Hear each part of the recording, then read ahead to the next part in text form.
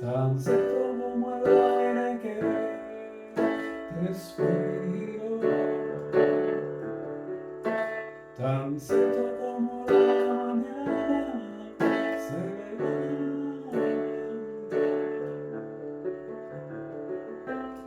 tan cierto que cuando le hablo él me puede oír.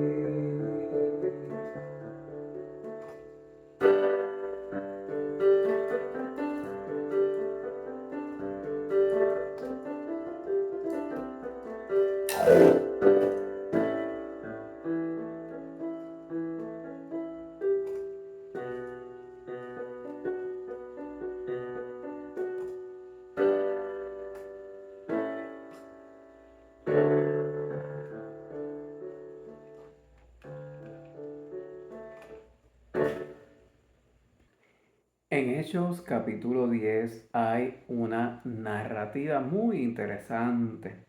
Comparto los versos o versículos del 9 al 20. Dice, al día siguiente, mientras los mensajeros de Cornelio se acercaban a la ciudad, Pedro subió a la azotea a orar. Era alrededor del mediodía y tuvo hambre, pero mientras preparaban la comida cayó en un estado de éxtasis. Vio los cielos abiertos y algo parecido a una sábana grande que bajaba por sus cuatro puntas. En la sábana había toda clase de animales, reptiles y aves. Luego una voz le dijo, levántate, Pedro, mátalos y come de ellos. No, Señor, dijo Pedro, jamás he comido algo que nuestras leyes judías declaren impuro o inmundo. Pero la voz habló de nuevo, no llames a algo impuro si Dios lo ha hecho limpio. La misma visión se repitió 3 veces y repentinamente la sábana fue subida al cielo. Pedro se quedó muy desconcertado. ¿Qué podría significar la visión? Justo en ese momento, los hombres enviados por Cornelio encontraron la casa de Simón. De pie frente a la puerta, preguntaron si se hospedaba allí un hombre llamado Simón Pedro. Entretanto, mientras Pedro trataba de descifrar la visión, el Espíritu Santo le dijo, 3 hombres han venido a buscarte. Levántate, baja y vete con ellos sin titubear. No te preocupes, porque yo los he enviado.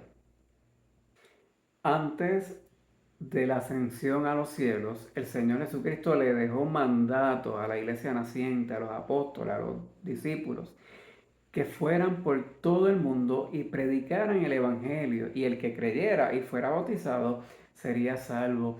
Que predicaran en Jerusalén, en Judea, en Samaria, en Galilea y hasta los confines de la tierra. Esto implícitamente implicaba, ¿verdad?, que se le predicaría a los no judíos, a los gentiles, a los que ellos llamaban gentiles. Un distintivo, ¿verdad?, de los judíos es que ellos eran muy devotos y fieles a sus prácticas y tradiciones religiosas que incluían, ¿verdad?, como en la visión ocurre, el no consumir, ¿verdad?, animales, alimentos de animales que ellos nominaban como impuros o inmundos.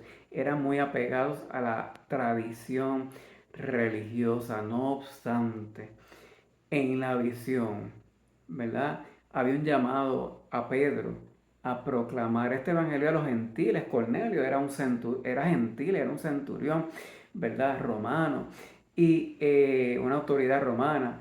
Y había, ¿verdad?, que entender en lo comprensivo, ¿verdad?, cuál era la voluntad de Dios, cuál era, ¿verdad?, el plan de Dios para alcanzar a los gentiles, para que este evangelio de salvación llegara, ¿verdad?, a los no judíos. Tenía que haber una ruptura, ¿verdad?, paradigmática en términos de la comprensión, que más allá del cumplimiento de una tradición estaba, ¿verdad?, por encima la voluntad de Dios, la dirección del Santo Espíritu. El Espíritu Santo le iba dando a Pedro, ¿verdad?, instrucciones específicas, ¿verdad?, iba dando ¿verdad?, la enseñanza de cómo, ¿verdad?, podría impactar positivamente, cómo podría compartir el Evangelio, el mensaje, ¿verdad?, con los gentiles. Así es que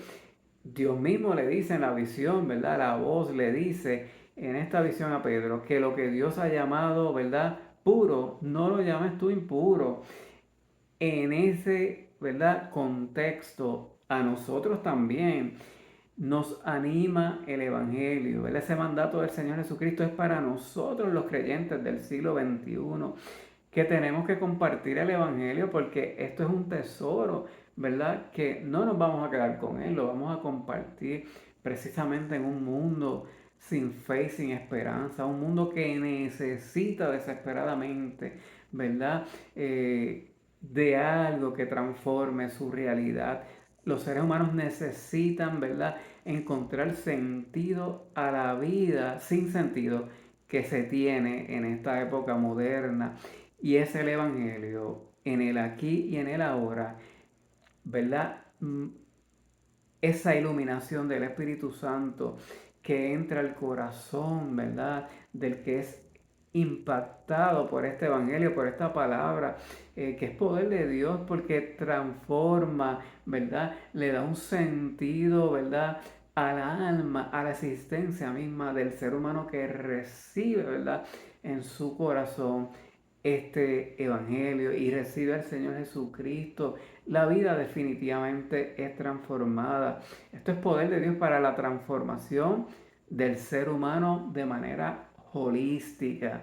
Así es que en este proceso, ¿verdad?, el llamado del Evangelio y de esta experiencia que tuvo Pedro es a la trascendencia, es a inquirir en lo comprensivo, a tener necesariamente una mirada al Evangelio del Señor Jesucristo, ¿verdad?, a lo expresado, ¿verdad?, en las enseñanzas, en la instrucción, pero también en la práctica, en la vivencia que tuvo y modeló el Señor Jesucristo cuando estuvo entre nosotros en este mundo, ¿verdad?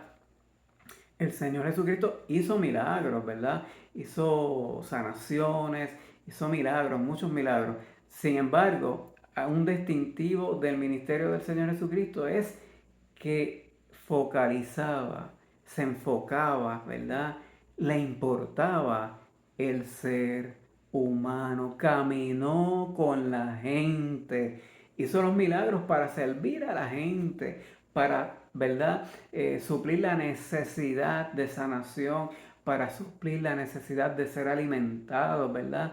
Sin embargo, el mayor de los milagros fue dar esperanza al ser humano, la salvación, ¿verdad? Salvar a la humanidad que estaba sin fe y sin esperanza, sin Dios, y caminó con el ser humano, lloró con los que lloraban, sufrió con los que sufrían. Jesucristo era judío y cumplía a cabalidad con la tradición religiosa judía. Y él mismo lo decía, no he venido a abolir la ley, sino a cumplirla. Pero le vino a dar un nuevo sentido a la experiencia religiosa, a la experiencia espiritual. Y es que esa experiencia tiene que tener un sentido, ¿verdad?, de humanidad, un sentido en donde el ser humano, lejos de ser cosificado, y, ¿verdad?, y le ponemos tanto, en la época de Pedro se le ponía el sello de gentil, ¿verdad?, ¿verdad?, a los que no eran judíos. Hoy tenemos, ¿verdad?, cuántos estigmas para los seres humanos, para alejarlos quizás de nuestras tradiciones religiosas, ¿verdad? Y no me malinterprete, Las tradiciones son importantes porque nos dan identidad, pero más importante es el Evangelio, más importante es amar al ser humano y lejos de cosificar al que no encaja dentro de nuestros esquemas o estructuras religiosas, el llamado del Señor a nosotros los creyentes, al igual que Pedro, es a no llamar impuro a lo que Dios llamó puro. El ser humano, creado por Dios, es un ser que necesita, ¿verdad?, del testimonio, de la cercanía, ¿verdad?, de la práctica del amor de nosotros los creyentes para que podamos modelar el Evangelio, para que el ser humano sea impactado y le haga sentido, ¿verdad?, esta enseñanza tan profunda que tenemos en la Escritura. El Evangelio puede cambiar al ser humano, el Evangelio puede transformar al ser humano y en ocasiones tenemos que llorar con los que lloran, sufrir con los que sufren, ¿verdad? Despojarnos de nuestras torres de marfiles, nuestras torres teológicas y bajar al pueblo, caminar con el pueblo, llorar con el que llora, acompañar, ¿verdad?, al ser humano en su dolor. Vivimos en un mundo quebrantado, quebrantado quizás por el pecado, por las malas decisiones de los mismos seres humanos, ¿verdad? Hay mucho dolor, mucha desesperanza y el Evangelio es precisamente el antídoto a la desesperanza, esa esperanza, ¿verdad? Es la realidad transformadora que necesita desesperadamente el mundo que aún no conoce al Señor.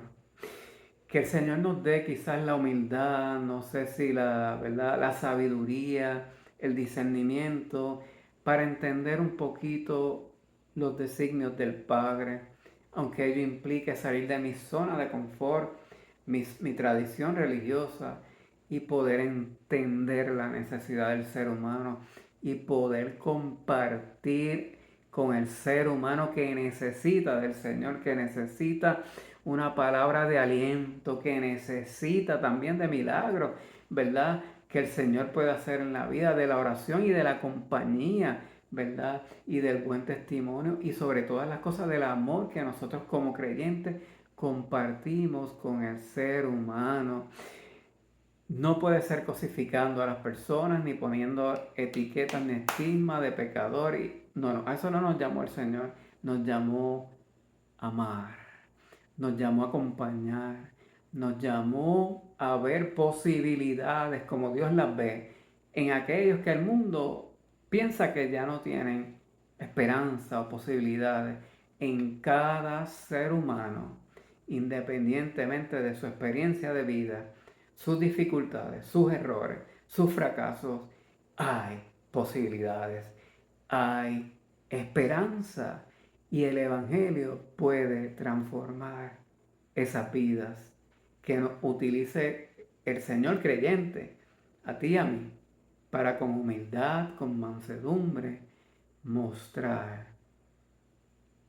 el Evangelio. Mostrar no nuestra propia imagen, sino la imagen de Jesucristo, el manso y humilde de corazón, que a través de nuestras buenas acciones y de nuestro buen testimonio puedan glorificar a Dios el Padre, no a nosotros, sino a Dios el Padre y a Jesucristo nuestro Señor y Salvador, y que el mundo entienda que hay esperanza, que Jesucristo es real, que en Jesucristo hay salvación, que la vida puede ser transformada a una nueva realidad, a la realidad verdadera, a la realidad trascendente. Que Dios te bendiga y que Dios te, ¿verdad?, te dé mucha sabiduría y te dé el deseo y el ánimo de compartir fe y esperanza, de animar a otros de que busquen los caminos del Señor de la manera que Dios lo ponga en tu corazón. Ánimo creyente, que con nosotros está el poderoso gigante. Bendiciones, Dios te bendiga.